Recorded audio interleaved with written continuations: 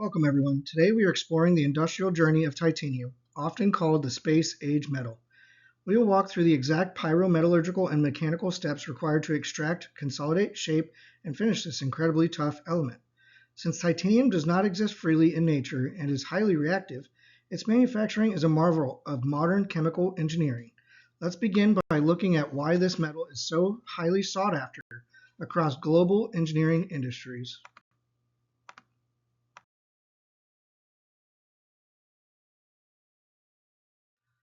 Why do we go through this immense effort of manufacturing titanium? It is because of its incredible properties. It has a density nearly half that of steel, yet boasts comparable strength. It is incredibly resistant to corrosion due to self-healing titanium dioxide layer. Historically, this made it ideal material for legendary systems like the SR-71 Blackbird aircraft shown on the right, as well as in the background, which flew at speeds exceeding Mach 3, generating surface temperatures over 300 degrees Celsius, where standard aerospace metals would fail.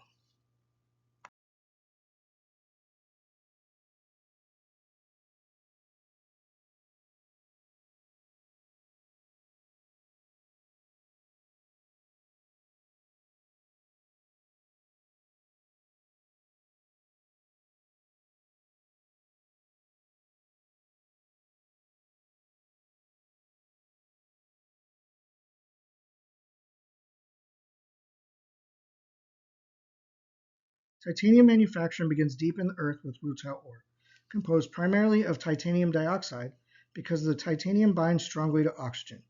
Simple carbon smelting doesn't work. Instead, we use the Kroll process. The Kroll process is the primary industrial method used to extract and produce titanium from its natural ores. Developed in the 1940s by William J. Kroll, it is a highly energy-intensive batch process that requires high temperatures, expensive equipment, and inner atmosphere. The raw ore is treated with chlorine gas and carbon at highly elevated temperatures to generate titanium tetrachloride, a highly volatile liquid. This crude liquid is subsequently purified via multi-stage fractional distillation to strip away iron, vanadium, and silica impurities. Once we have purified titanium tetrachloride, we reduce it. This is done by dropping the liquid onto molten magnesium in a steel reactor. Because titanium absorbs oxygen and nitrogen from the air when hot, this must happen under inert argon gas. The reaction leaves us with highly porous dark gray clump of metal called titanium sponge, pictured in the upper right corner. The liquid byproduct, magnesium chloride, is drained off and electrolyzed to recycle both the magnesium and the chlorine. The porous titanium sponge cannot be used directly. It must be melted into a solid ingot. We crush the sponge, blend it with alloy elements like aluminum and vanadium, and then press it into an electrode. We then use a vacuum arc remelting furnace, as shown in the picture. This high-energy system uses an electric arc to melt the electrode inside a water-cooled copper crucible under a vacuum, pulling out any lingering volatile gases and ensuring a uniform alloy chemistry. Once we have a solid consolidated alloy ingot, we must shape it through plastic deformation. This thermomechanical process is crucial. The cast grain structure is relatively weak, so we heat the ingot and put it under immense hydraulic forging presses. This breaks up coarse crystal boundaries and aligns them, maximizing the metal's strength and fatigue resistance. After forging, the billets can be rolled into plates for aerospace bulkheads or structural sheeting. After forging, the parts must be fabricated into final precise geometries. Machining titanium is incredibly hard on tools. Because titanium is a poor thermal conductor, heat doesn't exit through the metal chips. It stays right at the cutting edge of the tool, causing rapid wear. To counter this, CNC operators use rigid machines, low spindle speeds, aggressive feeds to prevent rubbing, and high-pressure coolants aimed directly at the cutting zone. To overcome the massive material waste of subtractive machining, the aerospace and medical industries have turned heavily to additive manufacturing, also known as industrial 3D printing. Using processes like electron beam melting, as can be seen in the animation, we can weld layers of microfine titanium powder into highly complex structures.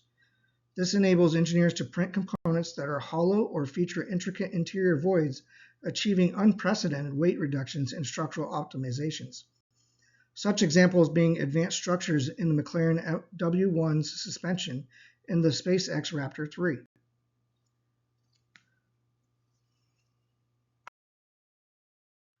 Anodizing is a popular finishing process that conditions titanium surfaces.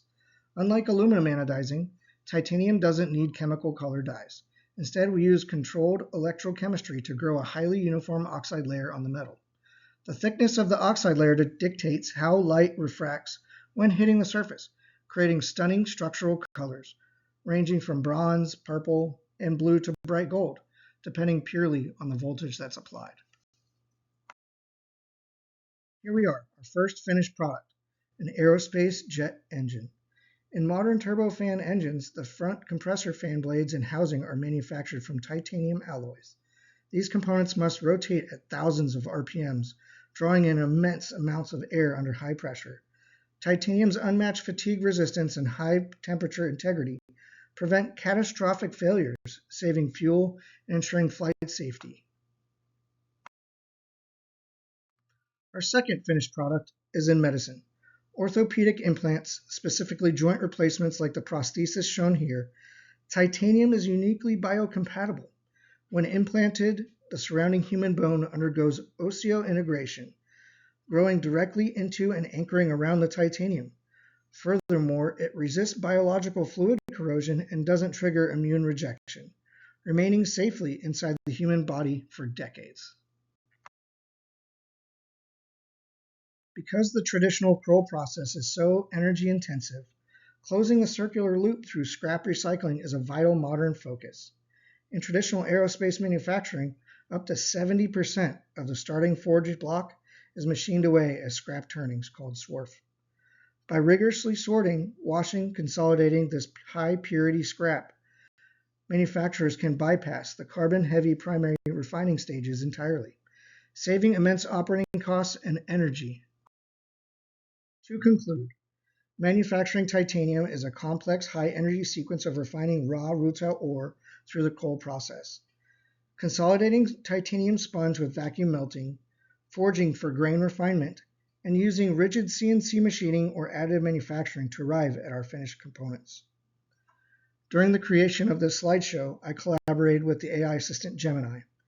It assisted me with the creation of more detailed diagrams for the complex processes that did not exist to my liking.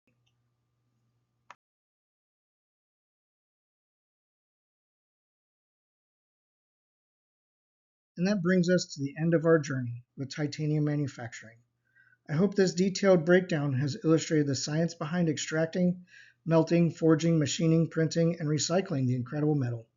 At this point, I would like to open the floor to any questions you may have about the chemical process, material properties, or applications we discussed today. Place them in the comments. If not, you are also encouraged to follow the link for another great video on how it's made. On this page, you will find the work cited. Thank you very much.